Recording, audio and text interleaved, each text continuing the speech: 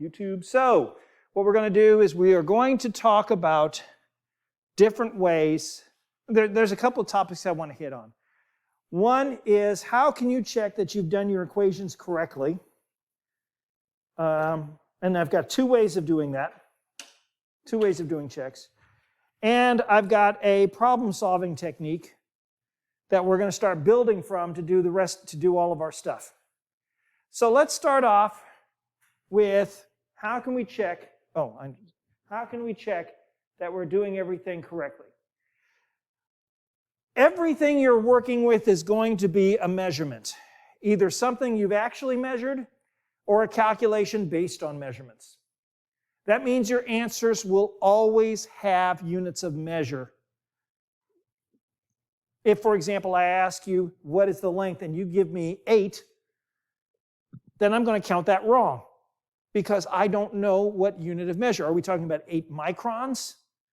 Are we talking about 8 furlongs? Are we talking about 8 light years? It makes a difference, doesn't it? Okay. Now, as I mentioned before last week, our units of measure are based upon 3 fundamental properties: property of length, the property of mass, and the property of time, which in SI is going to be kilograms, meters, kilograms, and seconds, respectively.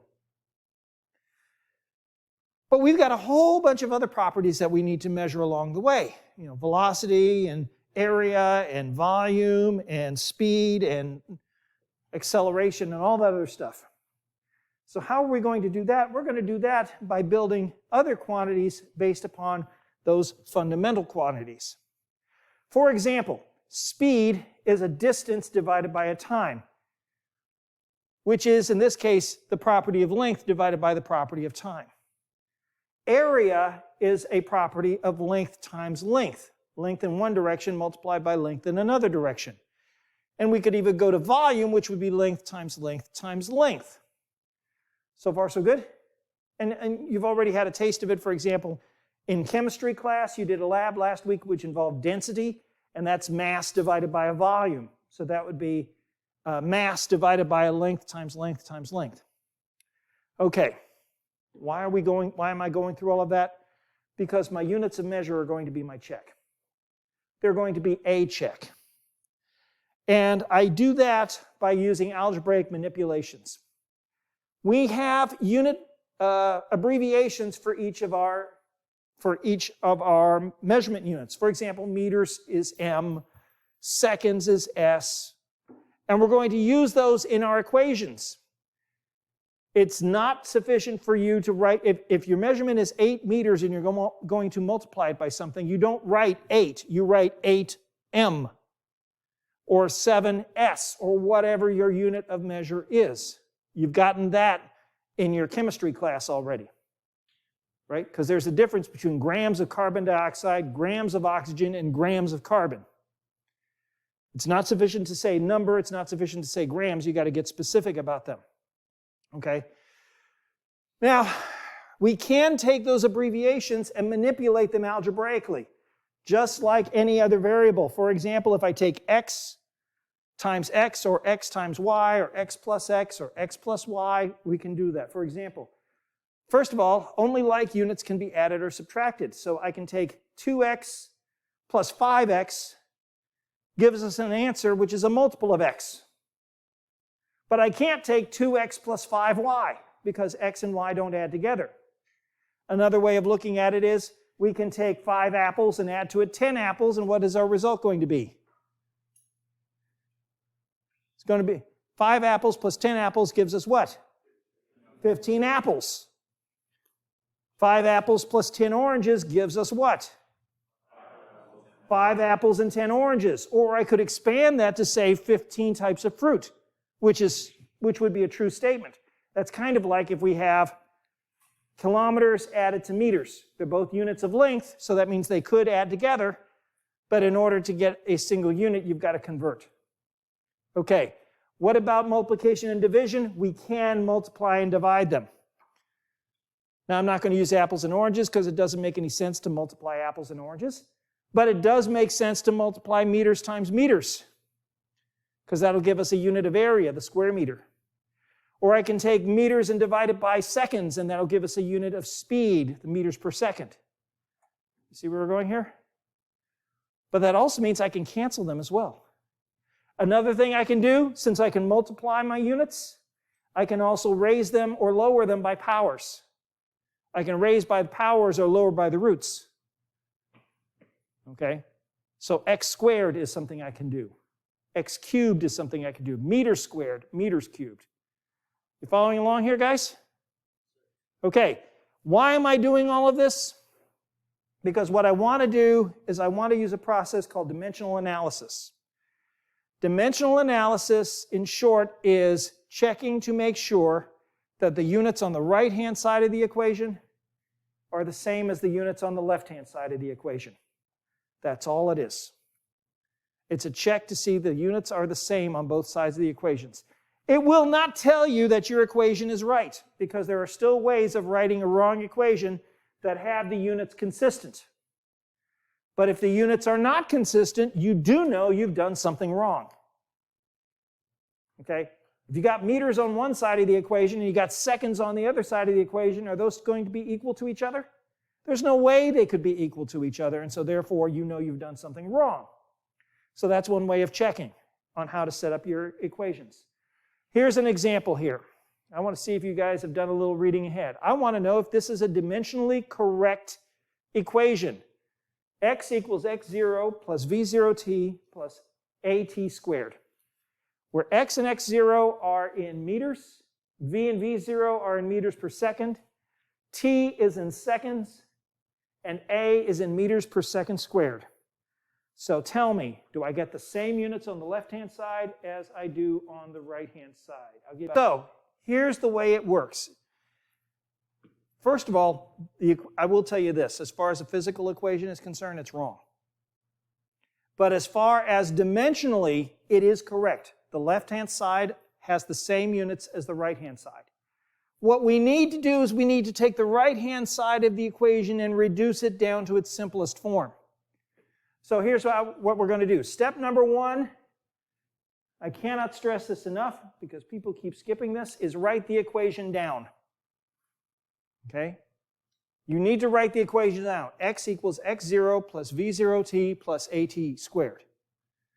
Why do you want to write that down? Because just like in algebra, and just like in geometry, you're going to do things step by step by step. And each step along the way, you're going to change as you go along. The next step is you're going to replace every variable with the unit of measure for that variable. We do not care about the amounts. That's the big thing. We don't care about the quantities. For example, if I had so many apples and I'm going to add to it so many more apples, what is my result going to be? Some quantity of apples. So I don't care about, I just want to make sure I got apples at the end. Okay, so we replace the variables with the units. The unit of x and x0 are in meters, so I replace those with meters. v0 and v is meters per second. A is in meters per second squared. T is in seconds. And t squared can be written as seconds squared. We're doing these as two separate lines. We're replacing every variable with the unit of measure. I realize I'm saying things which actually sounds very simple. But if we do it that way, you don't have a problem of putting down a variable and a unit of measure on the same line. You see where we're going here, guys? All right. Now the next step is let's take a look. On the left-hand side of the equation, can we reduce it? Can we reduce the left-hand side of the equation? No. This is a check. We want to see the left-hand side compared to the right-hand side. We are not trying to solve an equation. We're not going back and forth across the equation. Okay? So the left-hand side of the equation, we cannot reduce. How about the right-hand side of the equation? Yes, we can. Because on each term, we can, at least the second term and the third term, we can reduce it because the seconds are going to cancel out with the seconds in the second term. And the seconds squared in the third term will cancel out. You following along there, guys? That makes perfect sense. That leaves us with meters equals meters plus meters plus meters. Now, at this point, it's very tempting to say, well, then that means I got meters on one side and 3 meters on the other side. But again, I don't care about the quantity. All I care about is I've got so many meters plus so many meters plus so many meters, which means my answer is going to be in meters. Ta-da, we're done.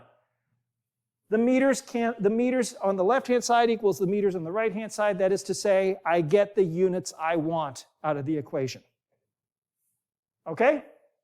Now, does this tell me that the equation is right? No, because it doesn't take quantity into account. But as far as the units are concerned, okay, that makes sense. Let's try another one. Let's work this one out. I'll give you a few minutes to work on FD equals mgh plus 1/2 mv squared. So I got at least one group that says it doesn't work. Anybody else? Anybody say it does work?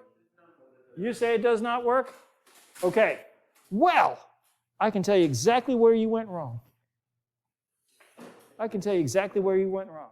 You say it does work. Let's work that one out. Okay? Let's work that one out. Hey, guys?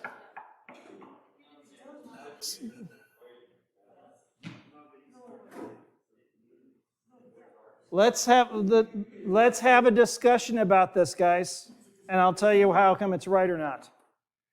First of all, there's the equation, FD equals mgh plus 1/2 mv squared. The next part is we replace each variable with the units of measure. Does this look right so far? Do you match this? What is the unit of measure of the 1/2? It doesn't have one, that's correct, because remember, we are dealing with just the units of measure, not the quantities. We see that the 1/2 is going to be 1/2 mv squared. So whatever m times v squared is going to be, whatever that number is, we're going to have half of it. But it's still going to be the same units. Next step, let's go ahead. Now here's common mistakes. One is by drawing it by first the variables followed by the units, we avoid the possibility of mixing up variables and units on the same line. This causes a problem if you don't remember that m is in kilograms and d is in meters, because otherwise it's possible to write down m for mass and then have m for meters in the same line. Then it'd be too tempting to multiply the two together, isn't it? So once we got that, here's our expression. Now, can we simplify the left-hand side? Kilogram meters per second squared times meters. Can we simplify that? Yes, we can, because what does meters times meters give us? Meters squared. So we get kilogram meters squared per second squared on the left-hand side. Can we simplify the first term on the right-hand side? Yes, we can, because it becomes kilograms times meters squared per second squared. Can we simplify the third term, the last term on the right-hand side? Yes, because we square the meters per second, and it becomes meters squared per second squared. We're multiplying it by kilograms. You see how we're going to do this? Each step, just like we were in Algebra 1. So we get kilogram meters squared per second squared on the left-hand side. We can't do anything more with that. On the right-hand side, we have kilogram meters per second squared, meters squared per second squared, plus kilogram meters squared per second squared. Are they the same units? Yes, they are, which means they can add together, which means we get the same units on the left-hand side as we do on the right-hand side. This is a dimensionally valid equation. Okay? The 1/2 does not enter into the game, because again, the 1/2 just changes the quantity of that third term. It does not change the units of measure. All good? Do we have, yeah, we get, that is part of the homework, yes. Okay, try another one. V equals V0 minus AT squared. V equals V0 minus AT squared. My question then, yes or no? No, that is correct. It is not, because V equals V0 minus AT squared gives us meters per second on the left-hand side. then meters per second minus meters per second squared times seconds squared on the right-hand side. The second term on the right-hand side reduces to just meters because the second squared cancels with the second squared. I can't reduce the right-hand side anymore. Therefore, we are done. Cannot be simplified further. Therefore, this is not a dimensionally valid equation, which means that this equation is wrong. It's not an actual equation. You don't get the same thing on each side. You following along? Now, the first question, the first equation I gave you was incorrect from a physical standpoint. Okay? It was incorrect from a physical standpoint because it was supposed to have a constant that it didn't have. This equation is incorrect from a physical standpoint. Could be correct if we replace t squared with just t. Then it would be dimensionally valid. But it's still an incorrect equation. Because from a physical standpoint, it's supposed to be added, not subtracted. So what I'm trying to get at is this. The equations, if you find that it's not dimensionally valid, you know the equation is wrong. But even if you find that it is dimensionally valid, you're still not sure if the equation is right. You see where we're going here, guys? There's still plenty of places where you can make errors along the way. So how can you check that you're doing things right? Well, one is your ballpark. What I mean to say is this. I asked you a question last week. I asked you the question, does it make sense that the sparrow is flying at 300 meters per second? And I responded with, absolutely not unless the sparrow is inside an F-16. Because 300 meters per second is about 90% the speed of sound. Okay? That would be a supersonic. If I give you 400 meters per second, you've got a supersonic bird. That would be quite impressive, yes? Okay. I'll tell you the tale of the chicken cannon. That's what it just brought me up, that supersonic chicken. But we'll talk about that at some other time. So, you need to have a sense of scale. How do you know that your answer makes sense? Well, one way is be familiar with the units of measure because of everyday, day-to-day usage. If I told you somebody was 20 meters long or 20 meters tall, you would immediately know that was wrong because everybody has had some experience with meters, even if it's just a matter of interchanging the word meter and yard. Okay? But if I said a car had a mass of 100 kilograms, well, now it's a little bit off. Now it's a little bit tougher, isn't it? Because you haven't had the experience of using kilograms on a day-to-day basis.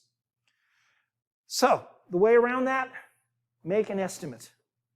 Come up with a ballpark figure of what the answer should be, and then when you do the equations, you'll have an actual value to compare it to. The ever popular question of how many jelly beans are in the jar? Do you really know the answer? And the answer, of course, is no. But can you at least give me an estimate around how many? What is reasonable? Okay? An approximation is an initial calculation of a quantity. If you know the equation, you can just put in single-digit values and come up with an answer, or powers of 10. For example, how far away is the water tower? About a mile. Is that exact? No. But you're guessing that on a value of scale. Does that make sense there? Now, something that's a little harder, what's the weight of a chapel? What's the weight of the chapel? Prove it. How do you know? How do you know? Okay, I'm hearing some guesses, but the problem is if we're doing physics, we're not guessing. We want to use estimates. We're not going to go and take a look at that and go, oh, the answer is going to be 2 tons. Well, why is the answer 2 tons? What are you basing that on? So what can you do to estimate the weight of the chapel? Yes?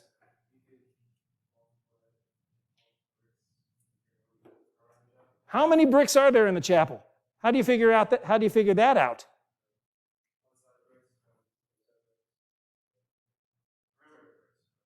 Okay, so you could count bricks. Okay. So you've got you see what's going on here is you can actually make your estimate better by basing it on some first significant figure measurements. For example, how long is the chapel? How wide is the chapel? How tall is the chapel? And then from that, you go, how big is a brick? How long, how wide, how tall is the brick? From there, you can make your estimates. You see where we're going here? Because then you're estimating how many bricks, and then you multiply that by the mass of a brick, and now you have an idea about the mass of the chapel. Is it going to be 3 significant figures? No. You'll be lucky if you can get within 1 significant figure. But still, it'll give you an idea how big the ballpark is. How tall is the rappel tower? That's too easy, honestly. You can just kind of eyeball that, 30, 40 feet, right? Here's one. Here's what we can do is use estimates. And I'll give you a quick little exercise on how to use estimates. I've got 3 of them here. Let's see, which one am I going to use? Let's do the third one. How many baseballs are used by a professional baseball team during the regular season? And the regular season is 81 games. Okay? Because the home team is responsible for providing the baseballs. Congratulations, you're now the equipment manager. How many baseballs do you need? Go.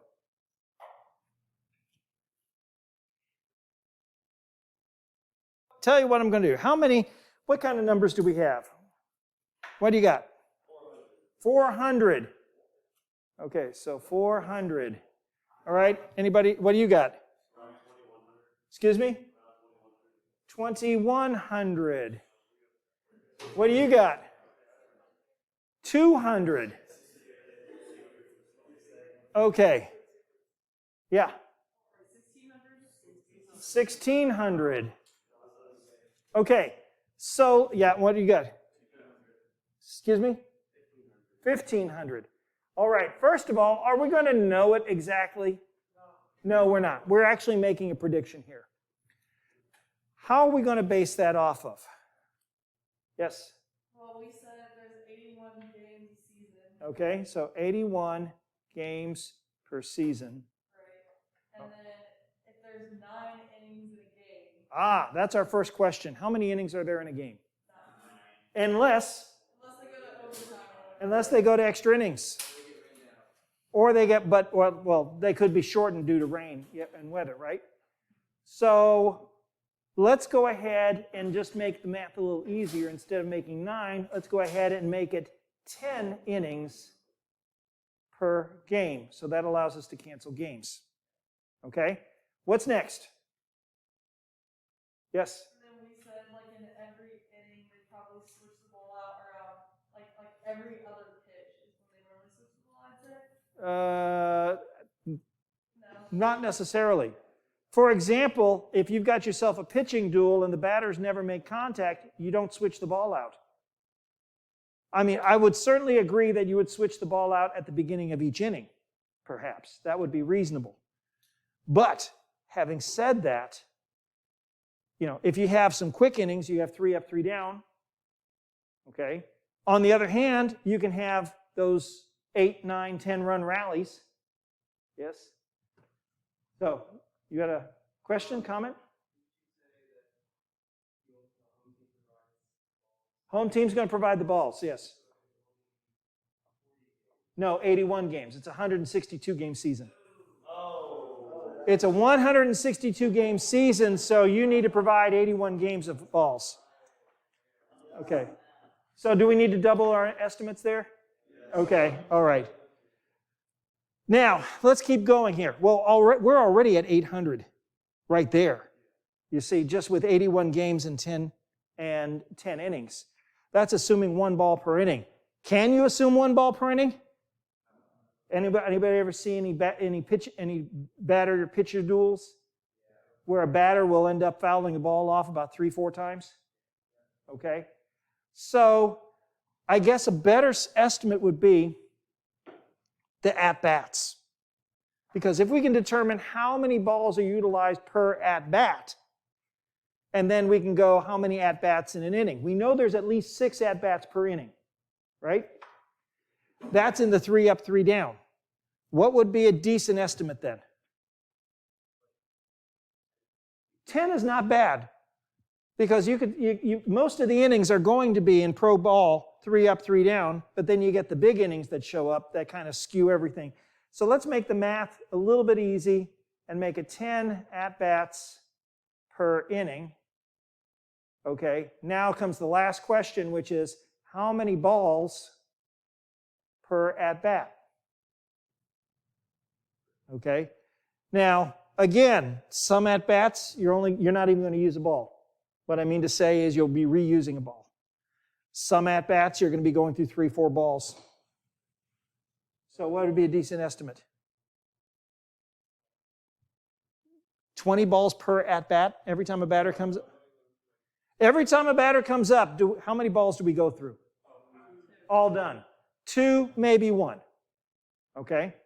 Let's go ahead and call it 2 because we got a decent amount of foul balls. Now that we're done, we've just canceled the at-bats. Now we've got number of balls per season, so it's 81 times 10 times 10. So that's 8,000 now. Times 2 is 16,000. So we're talking 16,000 balls.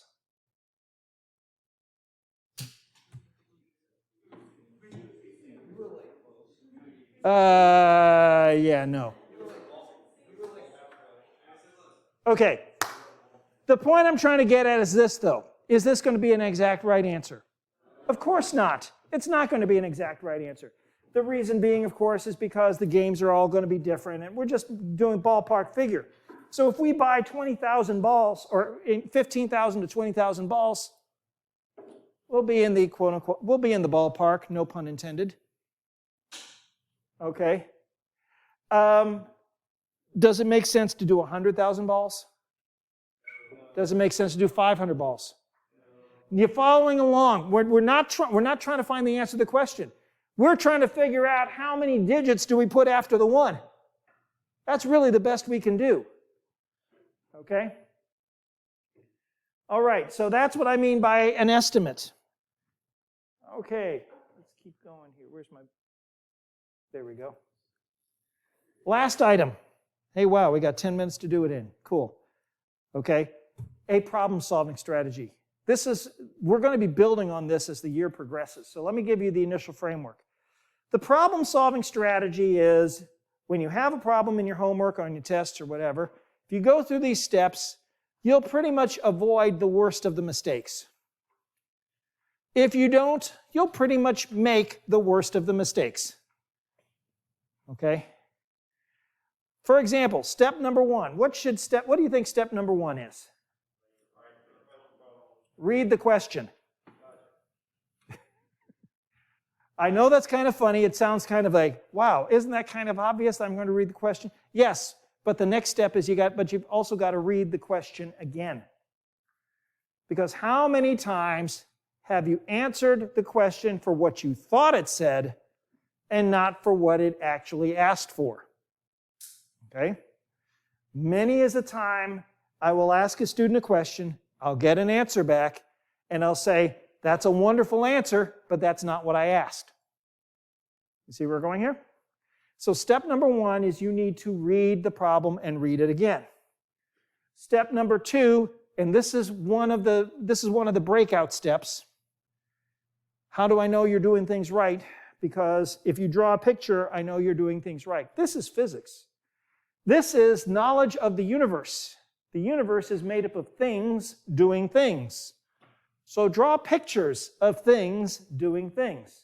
They could be multiple steps. They could be before and after. It could be just a single picture of the objects. You see where we're going here, guys? Okay. But the first thing you need to do is you need to draw a picture. In fact, one of your homework problems, a number of you get it wrong because you take the numbers and you read it without understanding what the relationship is. And if you drew the picture, you would see the relationship. Okay? Drawing pictures is wonderful. People are visual. Okay? You know, we can talk about trees all day long, but when you see a tree, you go, aha, a tree. Yes? Sorry, bad joke time to wake everybody up. Third grader was asked to use the word geometry in a sentence. He said, the little acorn grew and grew, and then one day he said, gee, I'm a tree. Okay, let's move on. Draw the picture. Next step. Label your variables on the picture, not put the numbers down. Yes, I know that there's a lot of numbers, there's lots of measurements, and it's easy to put the measurements in, especially if you're doing something like drafting where you really should. But instead, what you should is put down the variables you're going to use. So distance in D or X or R or whatever. Mass in M, time in S or T. You see where I'm going here, guys? Okay? Put your variables on your diagram. Well, where's the numbers going to come up? Well, the numbers are going to be made in a table off to the side. A table of knowns and unknowns. What do you know and what don't you know? Well, the what you know is pretty straightforward. It's what the question is giving you. Sometimes you know some more stuff because from your picture you can see things like you're dealing with circles, which means you know radii and diameter and ratios and stuff like that. And what do you not know? Well, that's what the question is asking for. Or there may be some relationships that you don't know the answer to, but you could probably work out. So make up a table of knowns and unknowns. Another benefit for that is if you're in the middle of the question and you go, what was I looking for again? You can take a look at your table and say, oh, there's a space missing. I need to fill in that space somehow. Okay? That's all pretty mechanical, isn't it? Now comes the thinking part. This is another difference between the student and the instructor. Recognize the physical concept. Okay. In high school, I did teach high school physics. One of the issues I kept running into is students just wanting to equation hunt. Here's a list of equations. Here's a list of variables. Let's match the two. Okay? The problem becomes, and I see it in the second semester in college as well, I give a couple of equations, and then everybody wants to use those equations to solve all of the problems, even though those equations don't work with all the problems. You end up using the tools that you know and not the tools that you need. It's the old phrase of, if your only tool is a hammer, the world looks like a nail.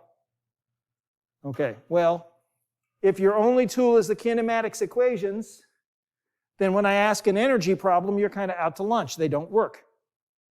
Okay? So you need to recognize what the physical concept is. Now, once you recognize what the physical concept is it gravity? Is it a free fall problem? Is it a conservation of energy problem? Is it a transfer of momentum problem? Once you recognize those, then you grab the equations. You're working on an engine. You recognize you've got a problem with the timing. You then go and grab the timing light so you can hook it up to solve the problem. You don't take out a hammer and start hammering on your spark plugs. You see what I mean? Okay. Once you determine the physical concept, now you know the mathematical model that you need. That gives you your equations. Now from there, you're going to take those equations and solve for your unknown. You're going to solve the variables for your unknown. Another habit. I got a bunch of numbers. I'm going to grab my calculator. I'm going to start mashing buttons. The problem behind that is if you put your numbers in early, you're going to be doing your algebra with numbers and not with variables. And while I understand that a lot of people don't like doing algebra with letters, trust me, it's a lot easier to write m sub e than it is to write 9.11 times 10 to the minus 31 kilogram 50 times. See where we're going here? The symbols do make it easier. Plus, if you're doing your algebra with the numbers in there, you may not see opportunities to cancel. Okay? Once you solve the equation for your unknown, in other words, there's your equation, your one unknowns on one side, you've got all the knowns on the other side, then you can put in the variables and solve for your answer. Then you can put in the values and solve for the answer. Do you see where we're going here? So the end result, your problem is solved when you can get a single unknown on one side and all your knowns on the other side of your equation. Your problem is now solved. Then it's a button mashing exercise, isn't it? How do you know you're right? Check it. Are you getting the units you want? If you're measuring distance, do you get meters? Or do you get kilograms? If you get kilograms, you did something wrong. Is your scale correct? Are we talking about the 300-pound sparrow? What is the airspeed of the African sparrow? Okay. What is the airspeed of a sparrow carrying a coconut? There we go. And, of course, did you answer the question that was asked for in the first place?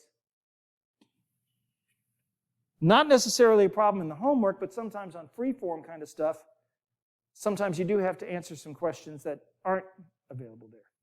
Everything make sense? So as an example, and I've only got 5 minutes, so I'm not going to get into the details of it. But as an example, in 1973, Secretariat won the Belmont Stakes, running the 1.5 miles in 2 minutes and 24 seconds, setting the American record that still stands. The second place horse was 31 lengths behind him. The question is, what is the average speed? It's a horse.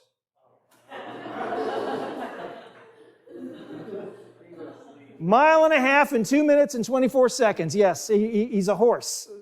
I forgot to mention that. What's his average speed in miles per hour and in meters per second, and how far away in meters was the second place horse? Okay, so the way we can do that, I need to come over here, bring up the whiteboard. 2 minutes, 24 seconds was his time. So, of course, we could do a simple question. We could do a simple, wait a minute, why do I have the screencast-o-matic flashing? Yep, that's fine. Sorry. So, what we need to do is we need to draw the picture. Of course, the picture could be really easy. Here's one horse over here, here's the other horse here, and there's the distance between them, so the distance D. Our unknown D is 31 lengths. Now, the question becomes, how far is a length?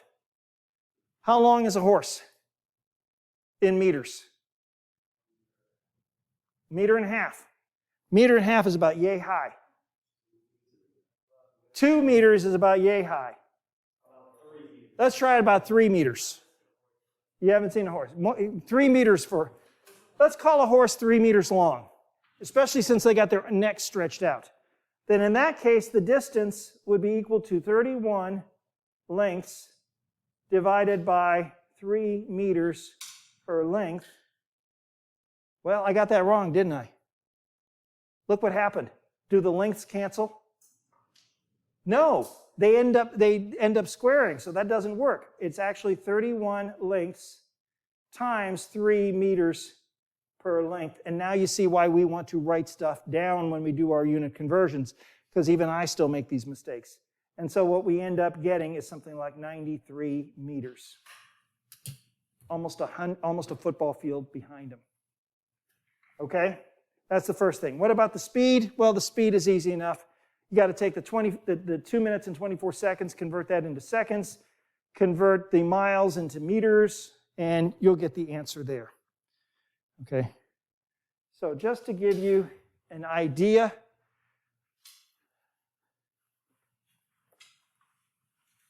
oh shoot, I got to keep doing that. So just to give you an idea, that's him winning.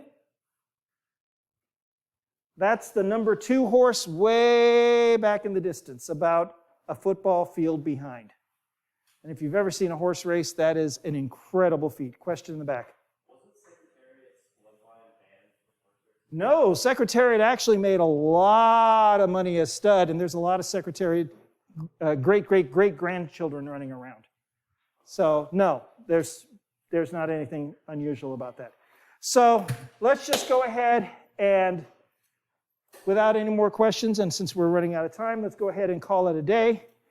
And just a little reminder, Tuesday, Thursday, we will be doing lab number 1, so make sure you bring the lab books in. We'll be doing it by a demonstration, so I'll be doing it up front. We'll be kind of going along the way like we did with last week's lab. All right, that's all I got for you guys. I'll see you all later. Thank you, guys.